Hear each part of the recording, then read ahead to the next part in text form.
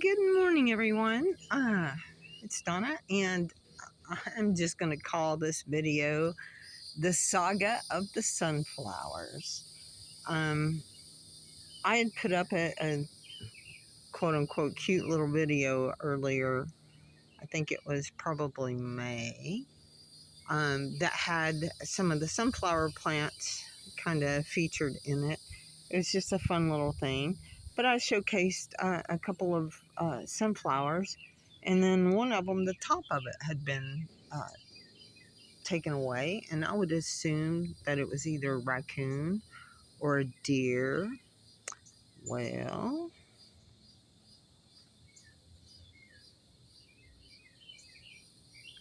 we have this guy who is featured in that video. Then we have this guy. So what's really strange is one day I look out, sunflower's there. 5 minutes later, sunflower's gone. Where did my sunflower go? I know there was no raccoons or deers. Well, it seems like one of the little squirrels is not too happy about this baffle here, or this squirrel protector for my bird seed, because he can't get to the sunflower seed up top. So what did he decide to do? He decided to take my sunflower heads.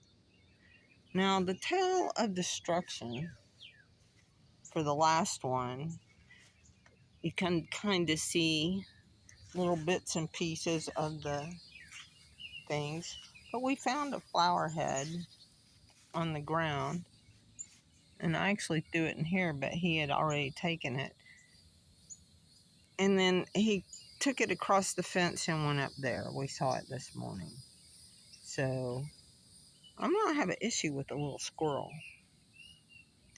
I've had that thing for, I don't know, a number of years to protect the bird food, the sunflower seeds from the bird, or from the squirrels.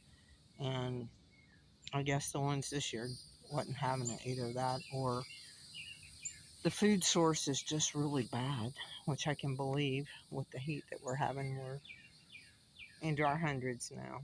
We didn't even get out of the 80s last night. So anyway, the saga of the sunflowers. Stay tuned.